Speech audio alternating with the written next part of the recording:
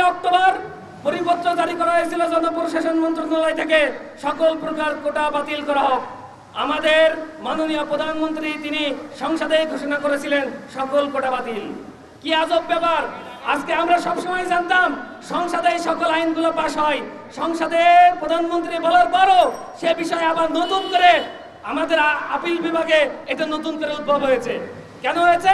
এখানে নতুন করে আবার নতুন ষড়যন্ত্র করা হচ্ছে। আমরা এই ষড়যন্ত্র চাই না, আমরা চাই যৌক্তিকভাবে কোটা সংস্কার করা হোক। যদি এই কোটা সংস্কার না করা হয়, আজকে ছাত্র সমাজ গতকালকে কুমিল্লা বিশ্ববিদ্যালয় থেকে শুরু করে বাংলাদেশের উল্লেখযোগ্য বিশ্ববিদ্যালয়ে ছাত্র আহত হয়েছে। এই আহত ছাত্রদের জিম্মাদারি প্রধানমন্ত্রীকে নিতে হবে। যদি বাংলাদেশের একটা ছাত্র, একটা যুব সমাজের কারোর গায়ে গুলি লাগে, কেউ আহত হয়, এর জিম্মাদারি প্রধানমন্ত্রীকে নিতে হবে।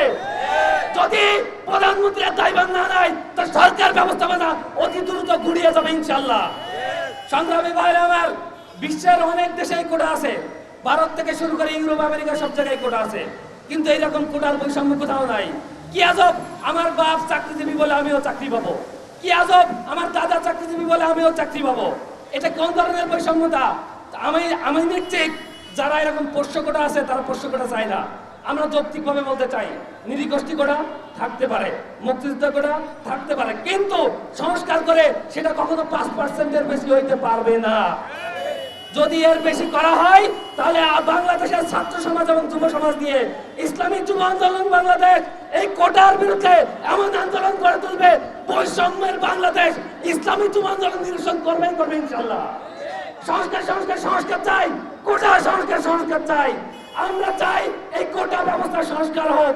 এই কোটা ব্যবস্থা সংস্কার না হলে ইসলামী যুব আন্দোলন মাঠে থেকে কোটা ব্যবস্থা সংস্কার করবে ইনশাআল্লাহ। দোয়া চাই, দোয়া করি বাংলার যুব সমাজকে নিয়ে এদেশের কোটা সংস্কার আন্দোলনে ইসলামী যুব আন্দোলনের পাশে থাকবেন আপনারা। নাসরুম মিনাল্লাহি ওয়া ফাতহুন।